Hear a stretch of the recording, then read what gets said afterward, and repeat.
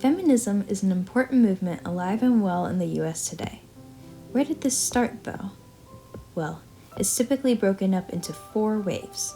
The first wave, the one we'll be focusing on today, was made up of one big movement, women's suffrage, the fight for women's right to vote.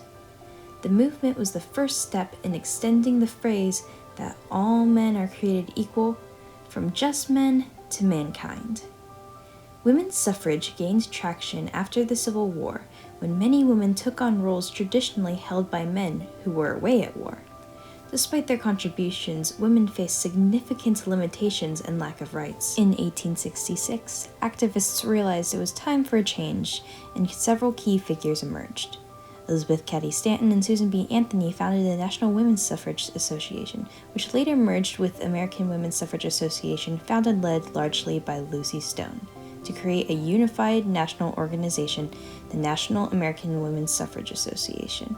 At this point, a few states were giving women the right to vote, but the organization wanted to ensure it would become a nationally protected right for all. So, Carrie Chapman Catt wrote what was called by the group the Winning Plan, which planned to organize rallies in every state to push women's right to vote to be protected as an amendment.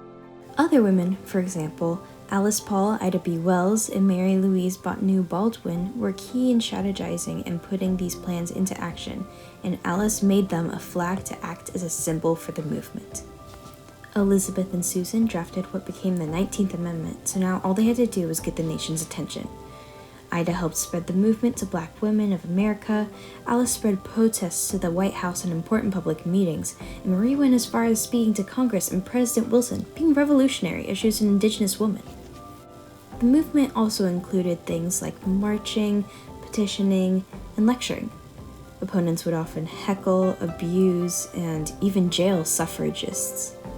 In the end, their fighting and resilience showed to be worthwhile. In 1920, the 19th Amendment was ratified, and women now had equal right to vote. Well, mostly.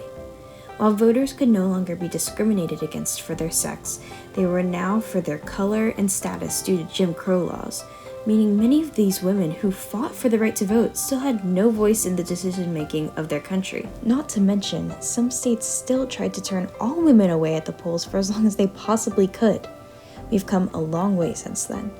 Their fight truly paved the way for future leaders who wanted to fight for equality, and they remind us that the pursuit for justice is never ending.